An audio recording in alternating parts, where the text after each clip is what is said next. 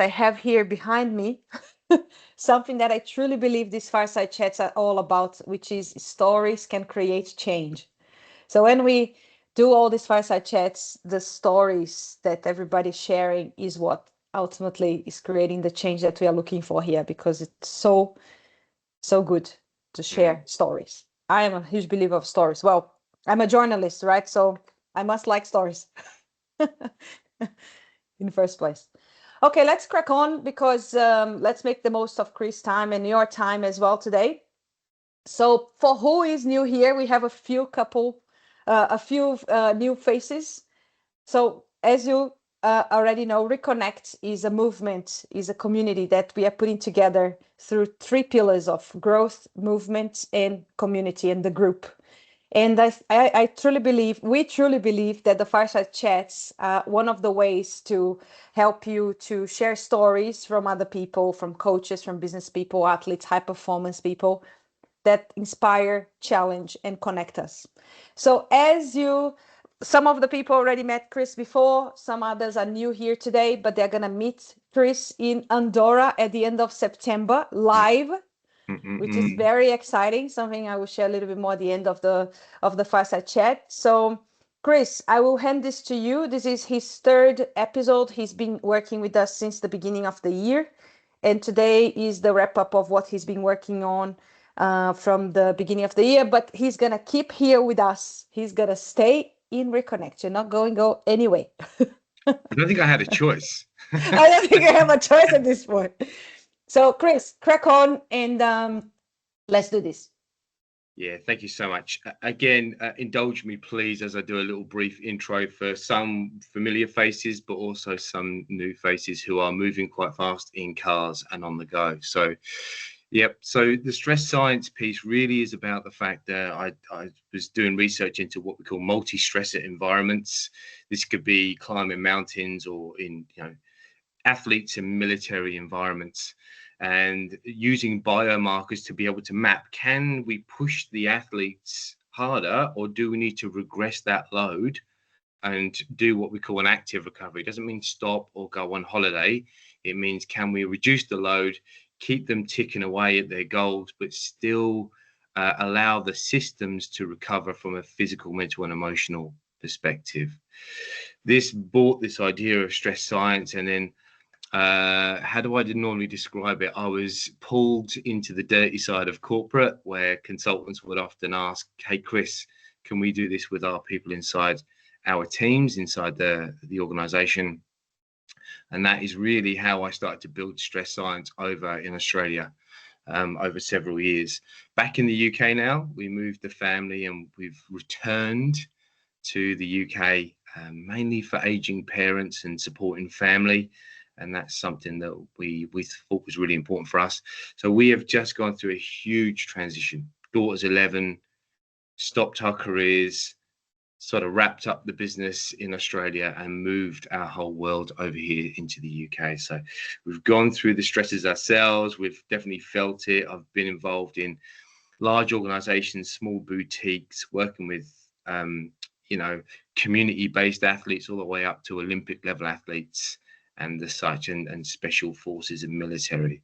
It's been fantastic. So I've delivered on many different aspects. So standing in boardrooms, delivering virtual webinars, which seems to be the norm now, which drives me nuts. But I do love that human interaction. So excited about Andorra, Renato. I can't tell you. I get these little flutters of, oh my God. So very excited about that occurring. Now, like Renato said, there has been a series of what we've called fireside chat. So I want to lean on that today, so it opens up the dialogue. One is, okay, so we've gone through three different sections. I'll show you the model in which we've been working in, but it doesn't matter whether you've jumped in just at 3 or you jumped in at 1, 2, and 3.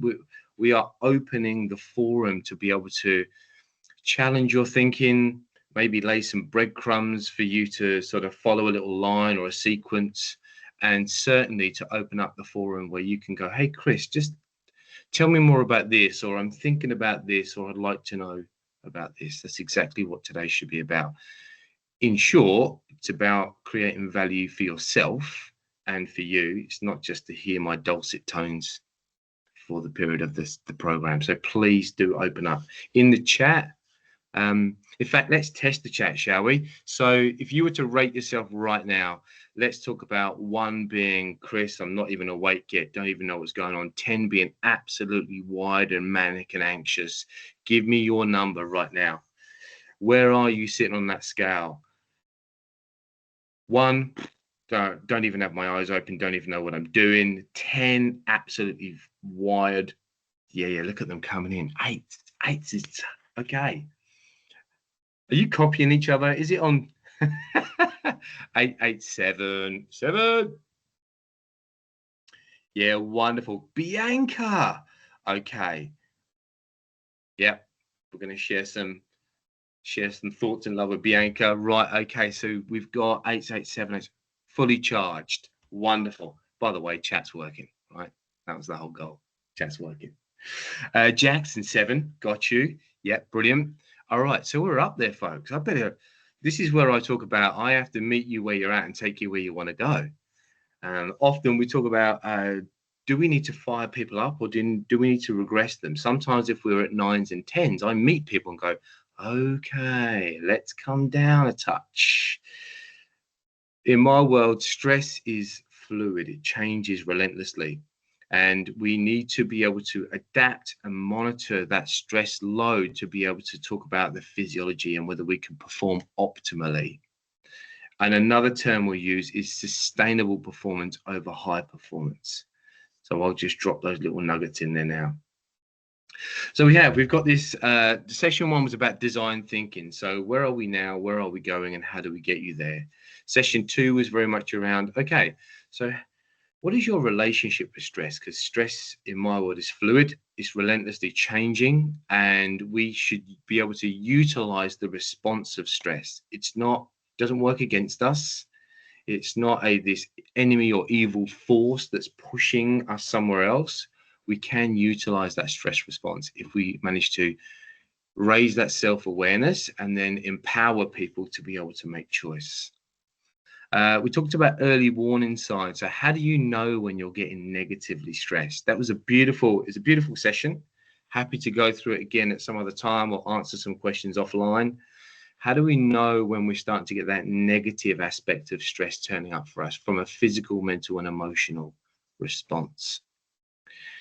Today's session is about building out what we'll call the performance plan. Now, I've got something in there called 3+1s. 3+1s was an idea. Randomly, I think I was at a tech show or working with a tech company, and one of them mentioned something called autonomous business rhythms. And can you come in the chat? Has anyone heard of autonomous business rhythms? No, nope, no, few more, nope. Wonderful, done. It was a tech phrase that was used, and look, I'm definitely oversharing for this early in the morning before most of us have had coffee, some of us in the evening for our vino, but it was a shower moment where I heard this term and it resonated and I started to build out and I couldn't let it go. It was like this, I don't know, like a mosquito around my head, just I couldn't get rid of it. And I started to build it out, formalize it, and now it actually is part of the structure of my company. So autonomous business rhythms, it's this novel concept. What it fundamentally means is, can we redefine our relationship with an individual's state, physiological, mental state, and their work outputs? We're trying to transcend or challenge this current working model or these fixed schedules and generic wellness, and we're moving towards this personalized approach where employees, again, not self-employed, but employees are informed about their own biomarkers, biometrics, their stress states.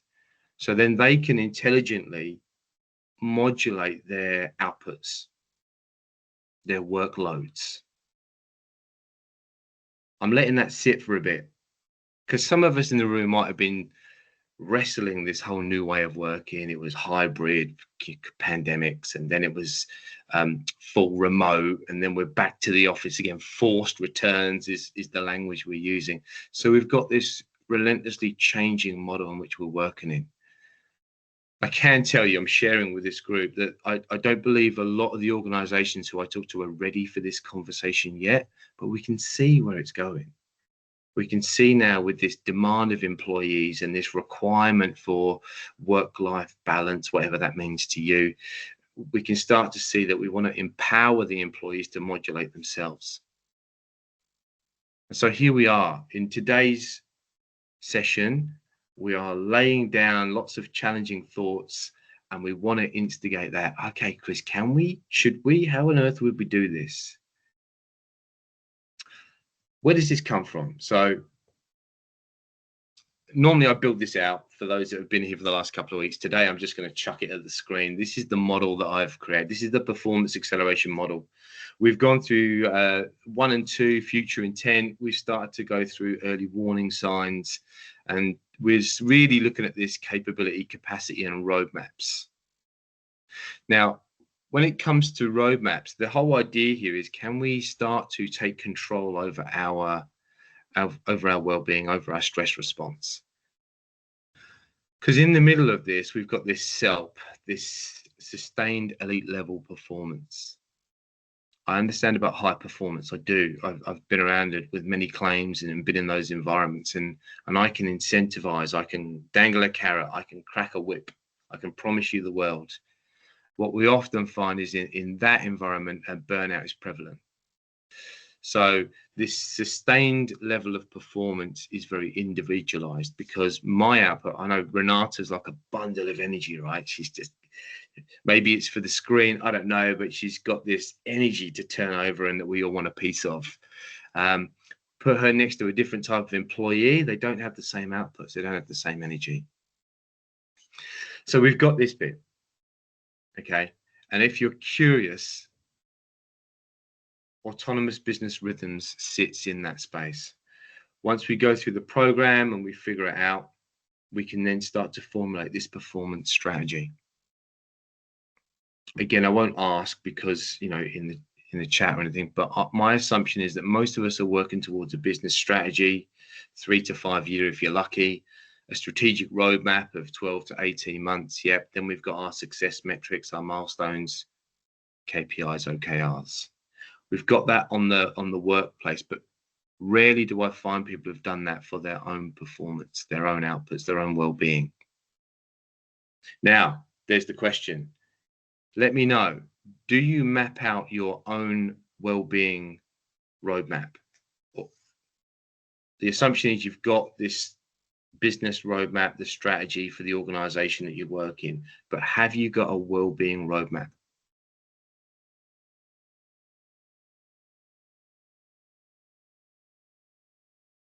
Thank you, Alex. I love that. Not yet, but we will. Okay. I can see the chat and vanish. So Renata, no. Okay, wonderful. Bianca, yes, love that. So we've got this well-being. I never thought about it. Okay, wonderful. Yeah, all right. Not a specific roadmap yet, a vision. Yeah, love that. Okay, we've got intention. Intention is one thing. Action is the next. More of a Strava goal. And that works for me. It's something, it's a metric that we can measure, reflect on. Lars, no. Okay, wonderful. Jackson, I can't see as, oh yeah, no, just an idea of practice. Yeah, okay, intention and practice is still good. It's still more than most. Let's recognize that at least. The question might be, why is this important, Chris? And we understand about the wellness, and it's been around for such a long time. In my world, I know that the metrics still don't line up. Burnout, the well-being report that came out a few months ago from the 24 data is still showing us that this is poor metrics. And we are spending a small fortune in the workplace around investing in well-being, but we're not seeing the shift that we were promised. And we hear words like burnout, and I don't know if that's your own personal journey. That's normally where I get called in, right? So people are quite far down their little well-being spiral, and then I get called in to try and support them and help them. So I'm going to show you. I know some of you are on the phones, Jackson. I know Lars, I think you're in the car moving as well. So bear with me. I really want you to, I want to show you this image to give you an idea about what we're trying to manage when it comes to this conversation. This is called a causal loop. When people come to me and they have this thing like, oh, I want to tackle this idea of stress, Chris, I want to tackle this idea of burnout. Here is I'm going to say it out loud. This is a simplified diagram of what we call a causal loop for burnout. Again, I want you to look at the different points, the direction of the arrows. We won't break this down today. Bear with me. As you scan the diagram, if you can, what stands out for you? Which box really stands out for you? You can unmute, you can put it in the chat. I don't mind. Which box stands out for you?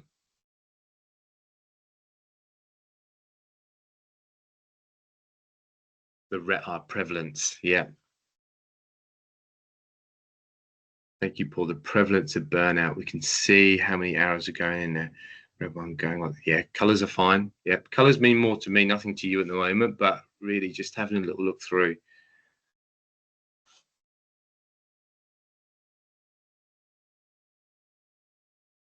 Paul, do you mind, as people are reading through, green, Alex Green, could you be more specific? Social climate, yeah. Love this. So we can start to see, as we look through, many different things, many different aspects of our world that's constantly moving, mean different things to different people. Mateo, autonomy, yep, important. Interestingly,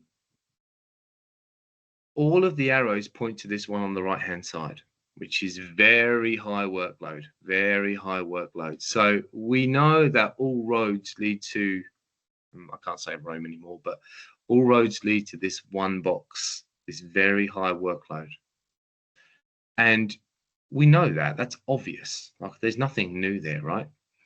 But we see that, okay, we can work hard or we can be giving a big load in our tasks. You know, I'm trying to build a company and build a business, you know, there's relentlessness within that. But it's when these other contributing factors are also in play that we start to get this accumulation. We start to get this push on our resources. We start to get on the verge of what we call burnout. And that is why, if we look at all these, cost of livings, job security, financial stress is a big one. You can start to see why we use that task, the arenas task. It's important for us to start to define our goals in each of those 5 arenas. Just in case some of us who weren't here for session 2 or didn't manage to complete the task, I used some examples last week, which I'm going to share. I'm going to reshare. So this was an example, and I'll skip to the other one. There we go, because it's more formalized. This is an example about the 5 different arenas on the left-hand side.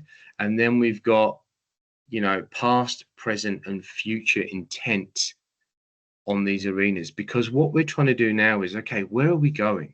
How are we going to get there? Why is it important that we start to take control and make some decisions? Because in my world, we're trying to counteract some of the influencing factors in that diagram. I'm talking to this today because I have far too many conversations where it's, Chris, just give me the magic pill. Is it the blue pill or the red pill? What is it that I need to be able to do to stop feeling the way I'm feeling, or to be able to increase my performance? It's fluid. I keep using that word today. I think it's because I'm dehydrated, but it's fluid. It's a moving target, and we need to be able to have eyes on and be proactive when it comes to taking control and reducing that risk. Now, we are in this group because we are healthy, active people. There's an assumption, all right? bear with me. We are concerned, or we are aware, and we are dedicated and want to invest in ourselves. So if we're starting to look at this health well-being journey, I don't know why we wouldn't map it out like we map out strategic goals for our businesses, for our other success metrics. It makes perfect sense to me. And if I was to take you through an athlete's world, is anyone here an athlete? Matteo, I know you were previously a recognized athlete. Anyone here a professional athlete? Yeah, Emma, sorry, I've just seen your message. Absolutely, imposter syndrome. Yeah, we could talk to that in a second. So no other athletes in the room apart from I don't know, I'm an athlete talker. I think I'll go there. Okay, so if you've ever been around this is what we would call a linear periodized training program. Look at it. It's a glorified spreadsheet. Paul, I can see you. I'm probably small on your screen, aren't I? I can see you leaning right into the. Let me take you through this, because I constantly get this. Chris, we want you to come in and talk about like athlete performance in the workplace. I'm like, cool. Let me tell you my work with athletes. I tell them where to be, what to do, how hard they should train, what to eat, when to sleep. I tell them what to wear, clothing wise. I carry their bags to the bus so I can take all of their cognitive load off them so they can only focus on their performance. Does that sound like you in the workplace? No. Thank you, Alex. No. I also look at this bit around the top. So I hope you can see my little cursor moving here. I know exactly when my athlete is going to compete. I map it in. And then I know exactly what skills, techniques, and tactics my athlete needs to be aware of to be able to be successful, to place, to qualify, to win, perhaps. So here's a question to you. When is your competition day?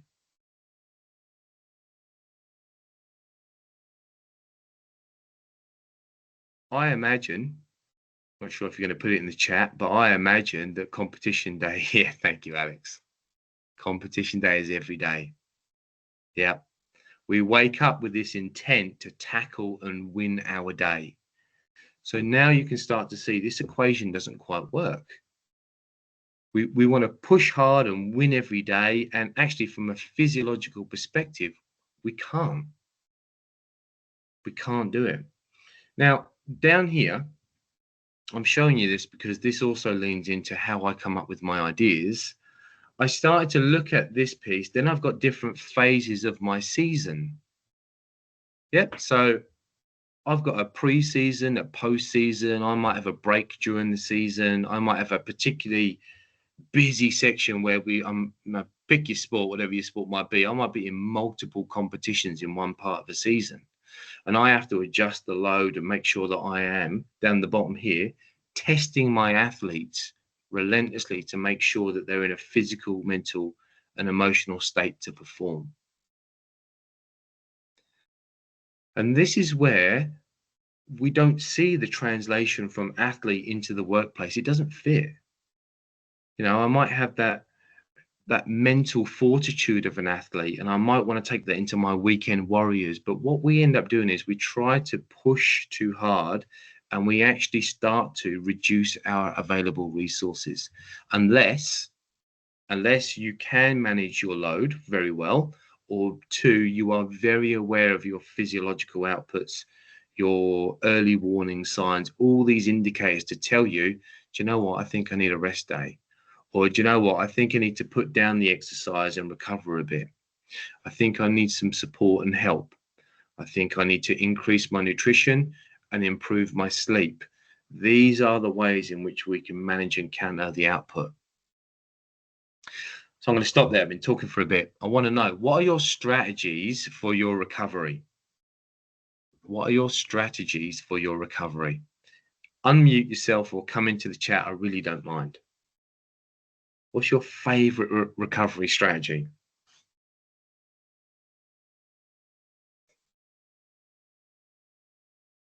Hi, Chris, and good morning. Amit doing sport. Morning, morning. Pascal, I didn't quite hear that. What was your... Sorry, it's practicing sport, running. Yes. So we can. I mean, running is not the same, right? So I can run a marathon, or I can run for a 5K. I used to use my recovery in my endurance type runs. My recovery would be a cheeky little seven mile run. For some people, that is ridiculously long. Absolutely understand that. But I would always sit well below threshold and just pace it out for a nice 7 miler.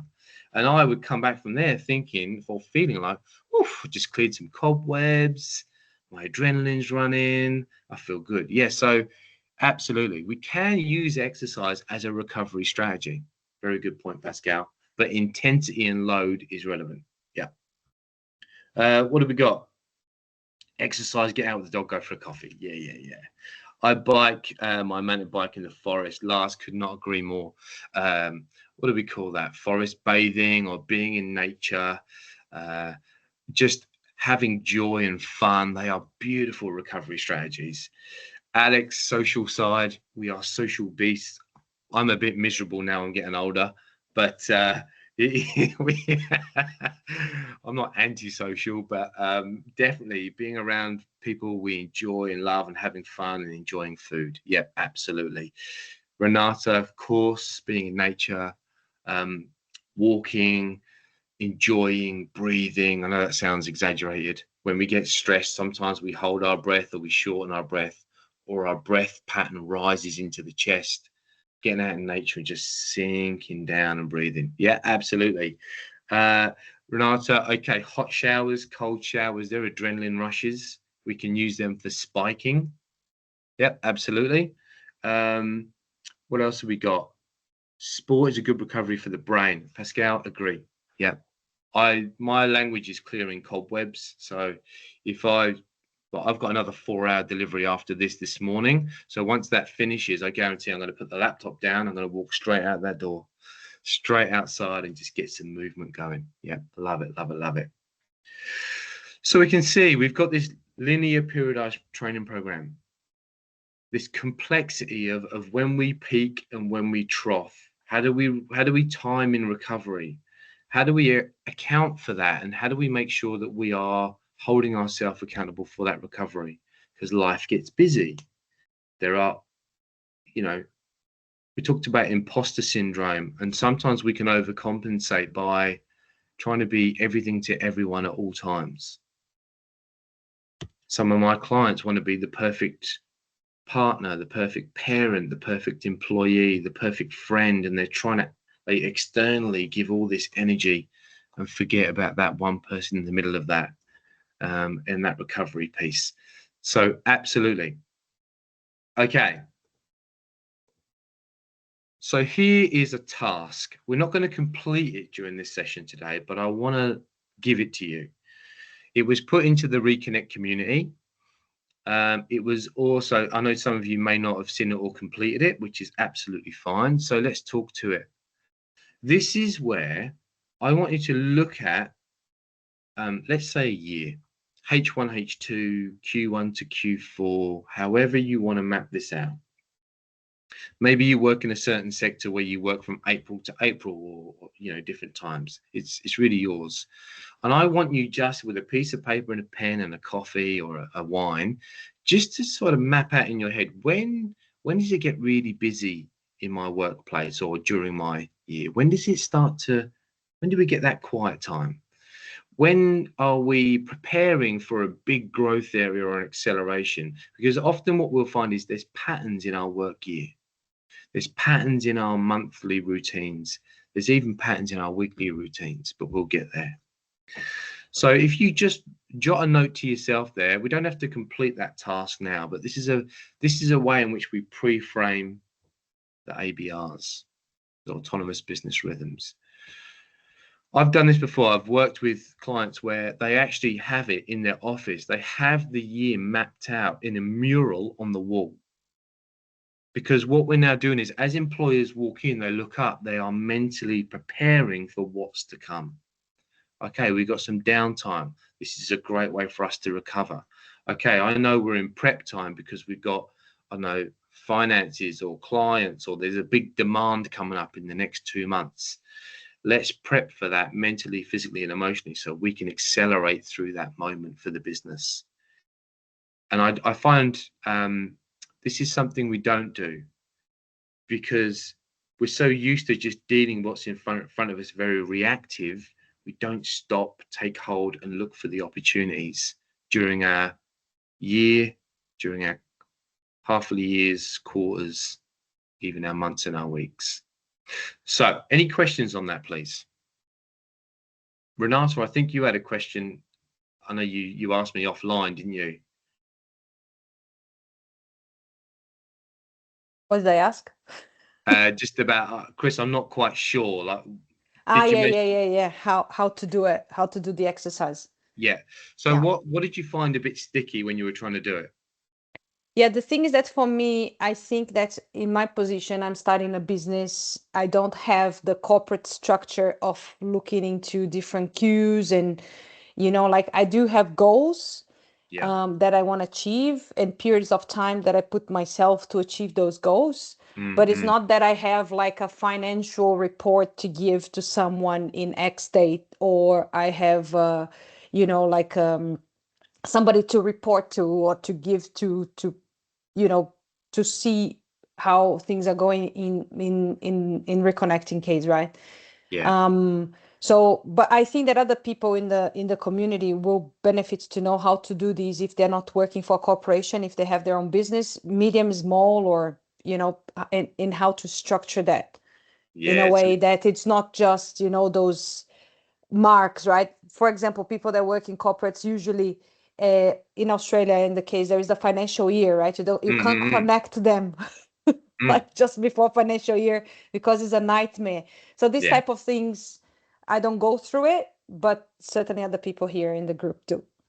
Yeah, and that's why I wanted to bring your example in, that we're not all in the same situation. Sometimes we're so new in our cycle that we haven't got any reflective data points or any patterns built out already, and that's fine.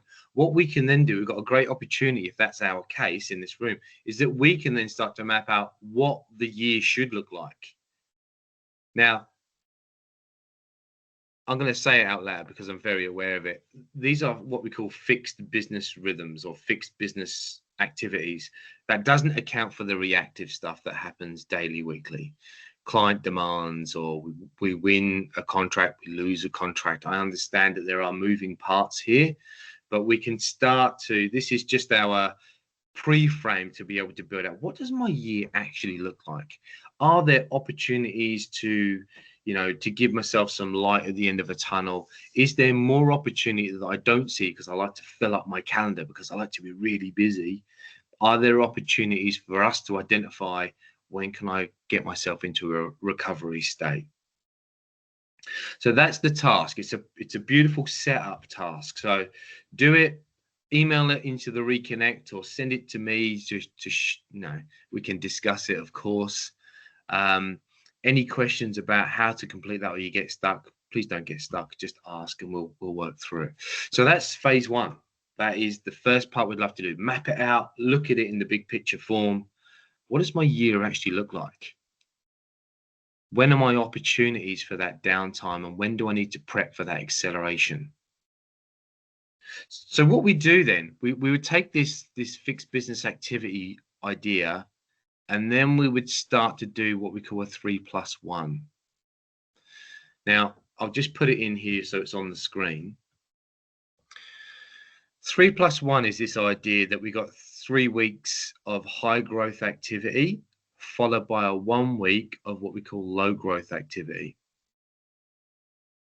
Now, this is completely arbitrary. It's a 3+1. There's not exactly 4 weeks in a month. I also know that, but this 3+1 is about 3 weeks of acceleration followed by a 1 week recovery.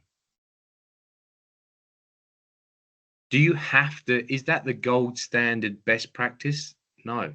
I actually work with companies and they go, Chris, we don't feel like we can do that. So what we're going to do is a 4-day week followed by a 1 week active recovery on a Friday. What does it look like? The high growth activity are the big movers and shakers. You know that Pareto's rule, like 20% will do 80% of. These are the big activities. Oh, beautiful, Pascal. Yeah. I like it. So we've got these big activities that will move the business forward. And we lean into these for 3 weeks. The 1 week is not a holiday. That's the common pushback. We can't afford a holiday for a week, Chris. No. This is where we do all that low growth activity. Like I'm catching up on my admin. I'm cleaning up my inbox. I am reconnecting with my team. I am, just getting those little administrative bits that seem to clog up. I clear them out the way. Most importantly, that one day is the day that I said to reconnect, to come back in, to start having conversations with humans again that we love and have cherish and respect. And because I'm so outwardly facing for the 3 weeks, I'm so pushing my energy out that 1 week is about bringing it back in, laughing and joking, having fun, and then clearing up some of those things that tend to weigh us down, those to-do lists that never actually get done. Okay. That's a challenge for some people, so I'm going to leave it there. So what are your thoughts? A 3+1 or this high growth activity followed by low growth activity? Share your thoughts, please, in this fireside. In the chat, of course. Unmute, of course.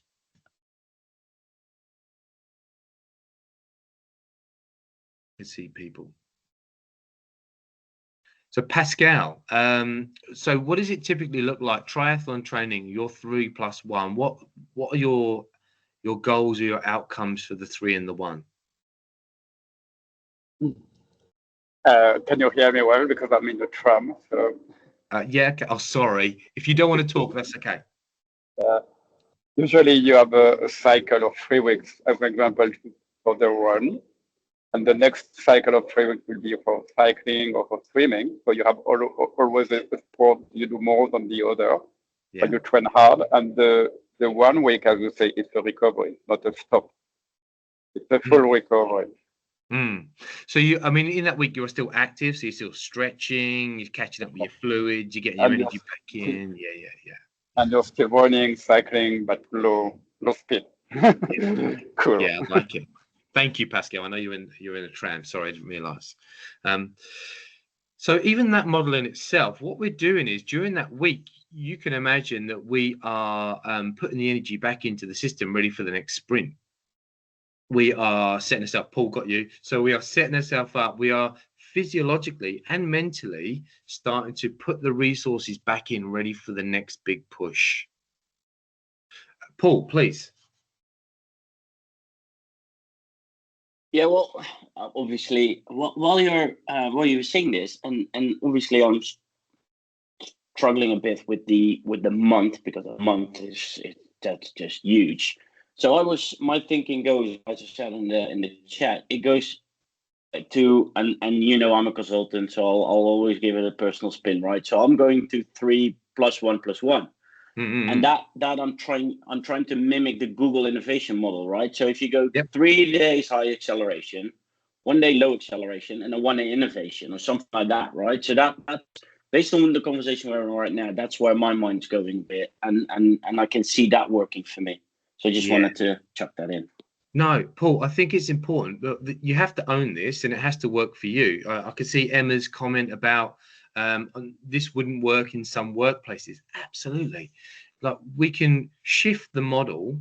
If the concept of this model is that we actually allocate time in for recovery, as opposed to trying to find, putting brackets up, people, if you can't see me, is trying to find that time in between that relentlessness of pushing, growing, building, success, all these other big drivers and motivators we got in the brain.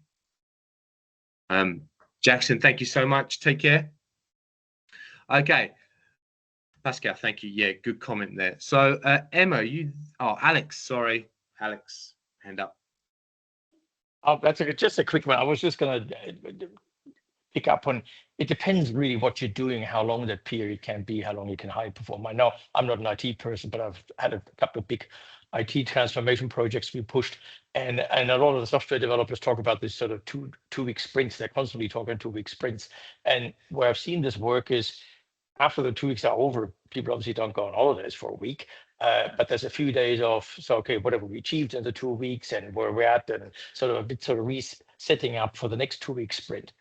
Sometimes it's only a day or two. It's not necessarily a week. So I get what Emma's saying. You can't sort of, if you talk to your team about a week of low growth activities, someone is going to think you're going to be lazy for a week, which I know you're not saying, Chris, but that's sort of, that there is risk is a perception that you're planning to be lazy for a week.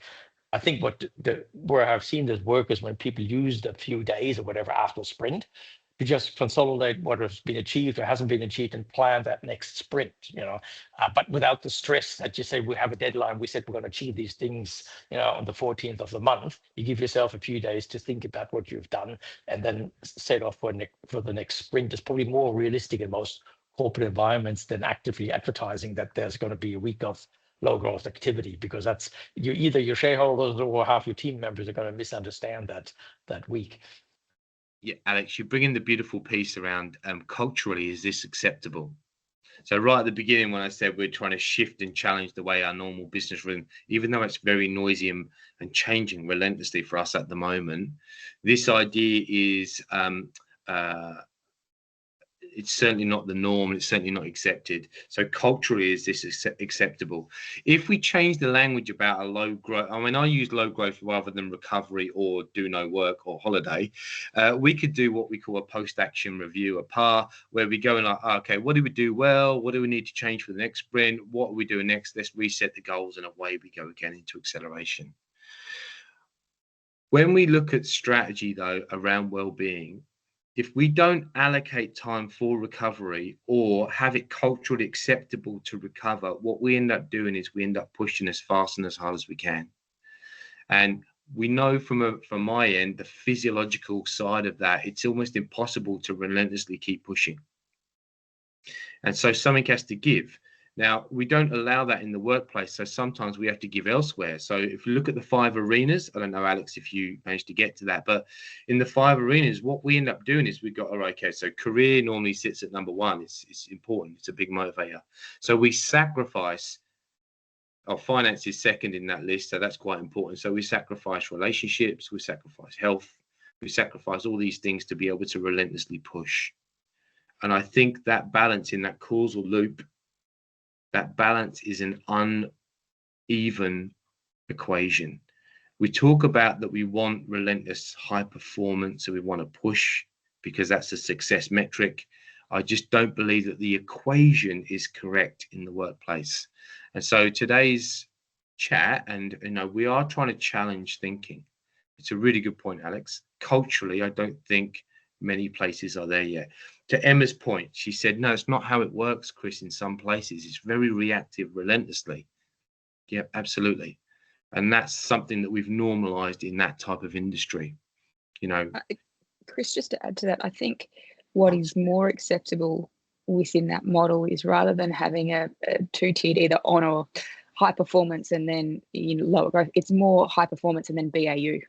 Mm-hmm. So it's stepping up and then stepping back to what is normal. But within that normality, it's how do you include recovery sessions? So that's probably the more palatable way to present it in a business context, because you're right, Alex has said, if you say low growth, well, that doesn't bode well with shareholders' low productivity. It's like, what? It's like, well, that's what your weekend's for. Go and do that on your weekend. But I think it's you step up, you perform for, a specific project or whatever it is. And once you hit that deadline, it's back to normality. And in that time, you can reflect and plan for the next sprint. But it's also a time to take some downtime. I love that piece, Emma. So, I'm not suggesting that we are going to go out and sell this to our companies and our cultures. This is in this private setting here. We are talking about, can we start to are we aware of this? That's the first conversation, right? Is this something that we do plan for? Because in my world, it was pipelines, and then we build deal on deal on deal on deal. And then if we got a healthy pipeline, we're successful. So it was relentlessly, we are jumping from fire to fire to fire to fire.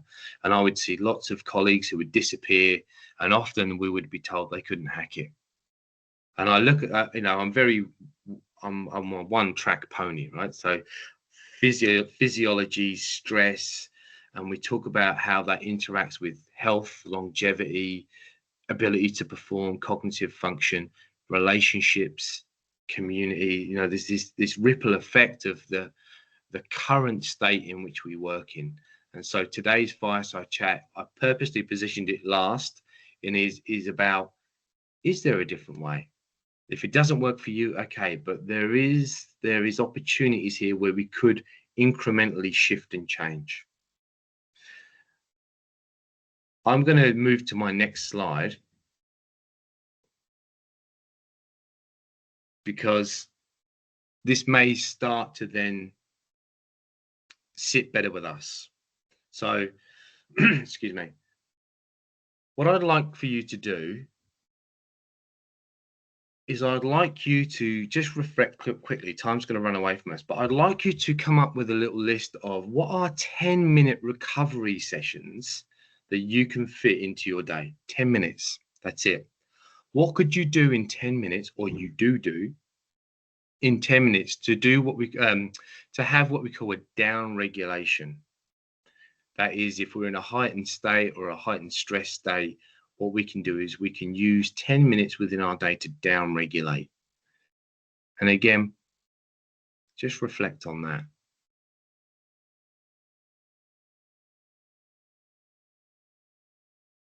What 10-minute tasks can you use within a day to be able to, what we call, down regulate? Slow it down, refocus.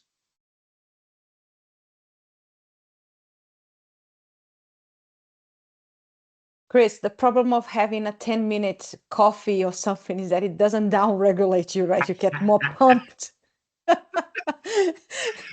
That says more about your personality, Renato. Like, I'm like you, right? So give me 10 minutes on my own, I come up with 1,000 ideas. Like, I know, like, okay, let's go for coffee. Then you, oh my God, I need to do more. It's on the opposite. Alan is very much that's tea, it. not coffee. Thank you. Tea, not exactly. herbal. Tea. Herbal. Yeah. Hot water. Yeah, I like these. So 10-minute walks. Yes, absolutely. Get outside, get some sunlight in your eyes, drink a cup of tea in the garden. Herbal, of course. Yep. 10-minute tasks that you can do. We can see 25 minutes. That's a bit of a stretch. 25 minutes, and then 1 hour. A 1 hour down regulation task that you can fit into your day.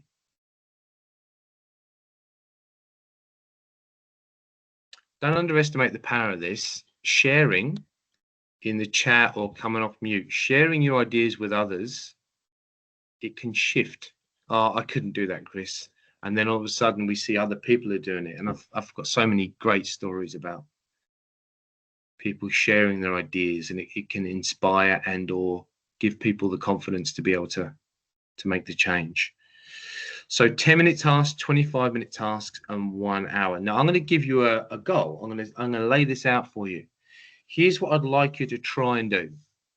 You are going to fit 3 10-minute tasks in your day, 2 25-minute tasks, and a 1 hour.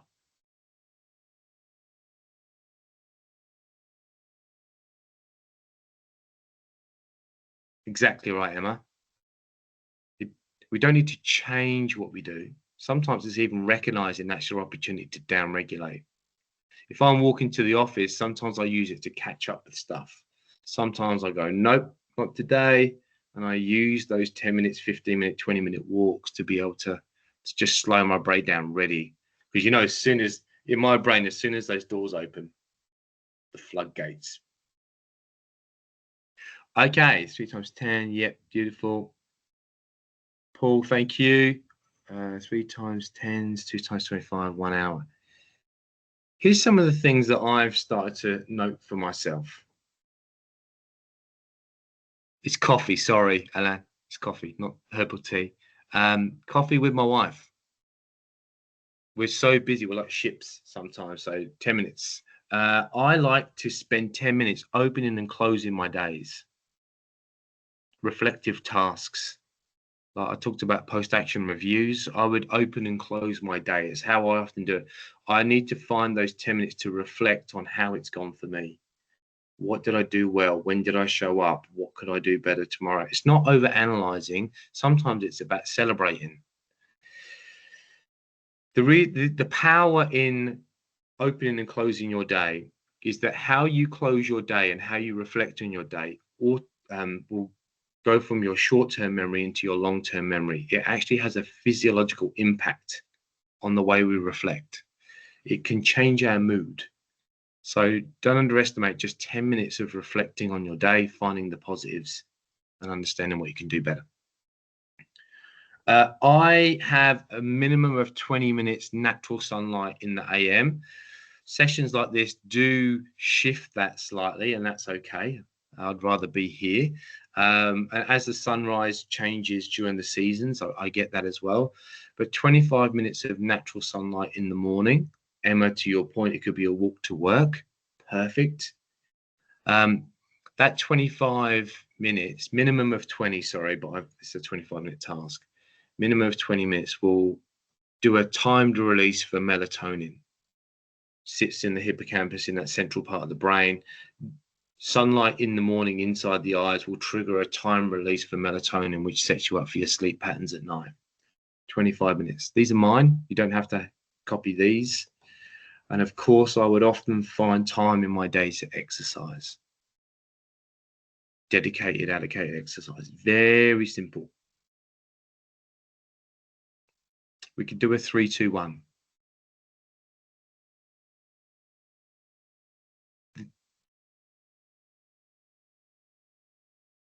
I just read that note and realized it was Firefly giving us the hint that time is running out. I thought, who put that? Oh, okay. So the beauties of AI. yeah, that's right. Get out. Get out, AI. Yeah. Again, 25 minutes, open and closing my weeks, open and closing my day. Very important to me, so I can transition from one phase, so I know work into family, or I love those transition pieces in there. Okay. This is your list to own. I've just given you some of the things that I use to make sure that I get my 10s, my 25s, and my hour. These don't have to be, to your point, you've already mentioned it a few times today, folks, beautiful input. We're not saying we have to sunbake or just lie there and do nothing. They can be proactive, but they are my opportunities to down-regulate my brain, which means to slow it down. I'm in this heightened state, pushing forward. Where do I find my moments to down-regulate on a daily basis? So if we think about today's journey, it's been a bit. It's our last little input together. We've started to look at our yearly map, our business activities. That's a challenge because it's a moving target. Then we start to look at this little 3+1 suggestion. You can bring your 3+1+1, whatever you like. And then we start to look at these daily activities that we can use that work for us to down-regulate the brain. These are opportunities to recover what we call whilst we are on the move, whilst we are in the moment. Oh, you deleted your comment. Now, let me stop there. If I look at that, the big year map, the monthly, quarterly routines, the 3+1s into our daily activities. If you follow that process, map out the year, think about your own rhythm that works for you. Think about your daily activities that can down-regulate the brain. This is all about giving you a sense of control. Okay, Renata, that is time for us. I don't want to just stop on the hour because I know people have got days to get on with, but I just want to say a massive thank you. Again, this one was a challenge. It was purposely positioned to, okay, let's challenge our thinking here. I hope you Hope you enjoy that, and please come with your questions. I'm always open to discussion. In the meantime, thank you. Appreciate your time as always. Can I please pass you back to Renata? Thank you, Renata. Chris, thank you so much for that. Just an information for everybody. We're gonna do another session, right, Chris, in the beginning of November, which is a round table. So we can actually come back after all these conversations and just have a full time to interact, right? Because there's a lot to sink in. Correct? Yeah, what I'd love to do is maybe put people's questions in the Reconnect community, and people can, as their thoughts are coming up, just chuck the question into a pot, and then we'll try and tackle it as we go through this session. Yes. There'll be no slides. No, 100%. On that note, I just want to make something visual for those that are in the computer, right? Which is, I don't know if you can see this screen with the lead with purpose. This is my, I know I ask a lot of things, but it's for the greater good, right? I think creating a community is around the give and receive, right? So there is the two ways. It is sharing the key takeaways on your LinkedIn, on your social media, or even on the app from Reconnect. There is the place where there is no noise, right? It's pretty much what we are talking here. So there is nothing else. You're not gonna go there and keep scrolling because it's just the topics and the content that we are bringing into Reconnect. So the app, if you go into the WhatsApp group that all of you are there, with the exception of Lars. We need to fix WhatsApp for you, Lars. It's pinned on the top, the app. You just click in there and follow the prompts. You don't have to put anything, credit card, nothing. It's free access. And this is a way for us to keep interacting without the noise of being in LinkedIn or even on WhatsApp. Because you go there with the purpose to check what is in your WhatsApp, that you just receive a message, and then you see 300 other chats that you are on, and then you just get deviated of your attention, right? And refer, of course, if you can bring somebody else on the next session. This is not a secret society. we could be a secret society because it becomes good and exciting, but referring more people to join, that's super important, and that's how we grow. So thank you so much for your time as usual. We did this Thursday because of Chris' availability, but usually we do these fireside chats on Fridays. Looking forward to seeing you next time. We're going to have a little break here at the end of the month because we're doing the live experience in Andorra, which many of you here in this conversation is joining us. That's going to be amazing, which, by the way, is going to bring to our conversation in November with Chris, the insights of the people that actually were there doing these sessions with Chris live and then can give their input. Thank you so much. That's my last bit, and enjoy the rest of the week, and I will see you very soon. Thank you. Ciao, ciao. Thank you.